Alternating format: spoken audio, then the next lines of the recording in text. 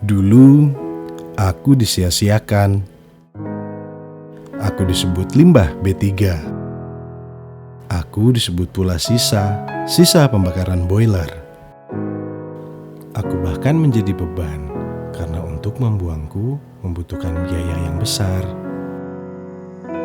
Tapi kini, aku telah berubah. Aku adalah Faba.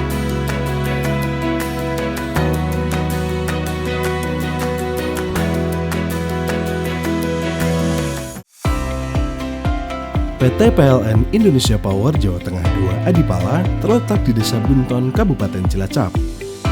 Merupakan PLTU superkritikal pertama yang dimiliki oleh PLN. Dengan daya terpasang sebesar 660 MW dan penggunaan batu bara mencapai 2,2 juta metrik ton per tahun, limbah non-B3 berupa faba yang dihasilkan mencapai 85.000 ton. Sampai dengan akhir tahun 2020, faba menjadi sumber masalah bagi PLTU Adipala, antara lain indikasi penyebab corona atau flashover pada trafo utama yang menyebabkan turunnya EAF dan naiknya EFOR, merupakan salah satu cost center PLTU karena diperlukan biaya yang besar untuk mengelola faba. Masa penyimpanan faba berpotensi melebihi waktu yang dipersyaratkan oleh regulasi.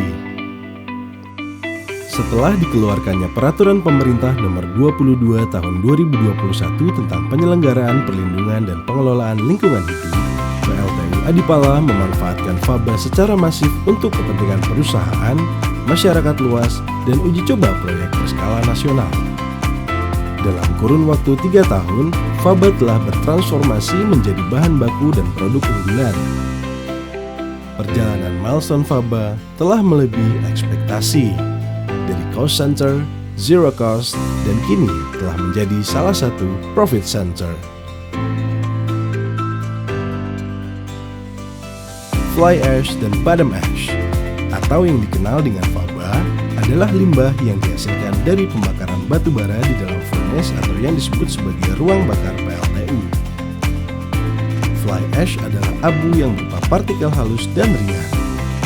Partikel ini ditangkap oleh alat pengendali emisi PLTU yang disebut sebagai Electrostatic Precipitator atau ESP dan ditampung dalam penampungan yang disebut silo.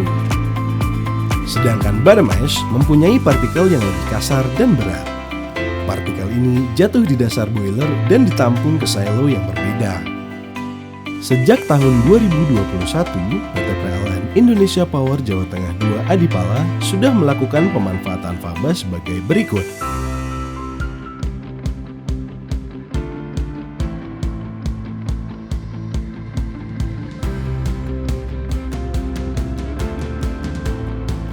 Dalam pemanfaatan faba, PT PLN Indonesia Power Jawa Tengah II Adipala memiliki beberapa program unggulan, diantaranya Zero Peeling Faba.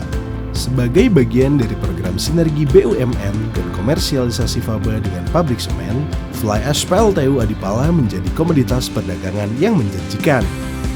Hasilnya, PLTU Adipala tidak ada penambahan deposit pada asyard dikarenakan seluruh fresh faba 100% dimanfaatkan oleh pabrik semen SBI dan Bima. Faba sebagai green booster. Pembelian fly ash oleh pabrik semen akan menurunkan emisi CO2. Hal ini disebabkan fly ash merupakan material substitusi bahan baku semen, seperti clay dan limestone yang mempunyai kandungan silika, alumina, peroksida, dan kalsium oksida. Secara singkat, dalam proses produksi semen, bahan baku semen akan dipanaskan atau dibakar pada rotary kiln yang akan menghasilkan produk akhir semen. Dengan penggunaan fresh fly ash yang mempunyai temperatur tinggi, maka fly ash dapat langsung dicampur dalam produk akhir semen sebagai material substitusi tanpa perlu dipanaskan atau dibakar dalam rotary kiln. Hal ini akan mengurangi secara langsung proses pembakaran pada rotary kiln, sehingga emisi CO2 akan menurun dan mendukung program net zero emission pada tahun 2060.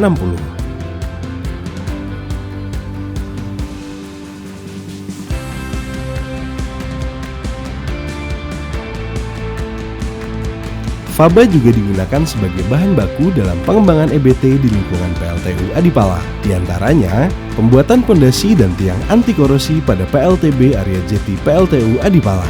Pembuatan jangkar pada PLTMH atau Floating Microhydro di area outfall PLTU Adipala.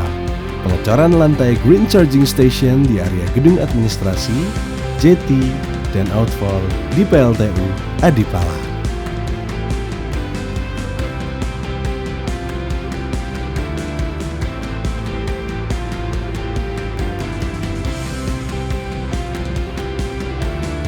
Selayang pandang perjalanan Faba di PLTU Adipala. From zero to hero.